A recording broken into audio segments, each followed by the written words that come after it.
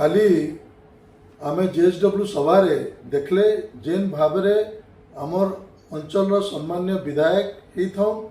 आमर अंचल सम्मान्य मंत्री माने होता जेन भावरे हिनस्ता कराला अपमानित कराला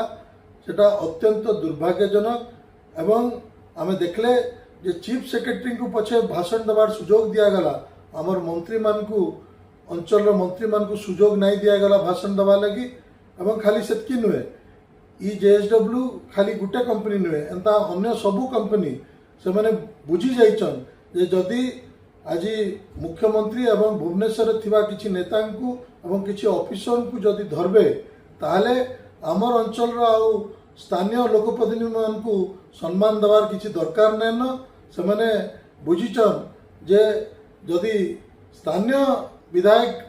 मंत्री मानकर जदि किछि सम्मान नै न ताले आप माने बुझी पारुथिबे साधारण लोकों प्रति से माने केते जत्नवान थिबे तांकर लागि केते चिंता करुथिबे तांकर प्रति अन्याय नाय हवा लगी काଣା पदक्षेप नौथिबे आमे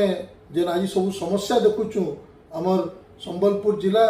सुंदरगढ़ जिला झारसुगुड़ा जिला तार मुख्य कारण हला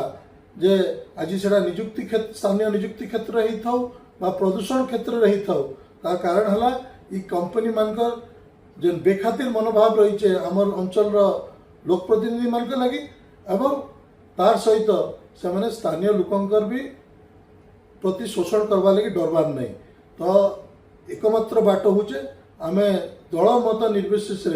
पश्चिम ओडिशावासी समस्त एक हवाक पड़वा सबू नेता माने भी एक हवाक पड़वा ताहले जाई कि आमर पश्चिम ओडिशावासी को न्याय मिली पारबा तांकू शोषण रु वंचित हो पारबे।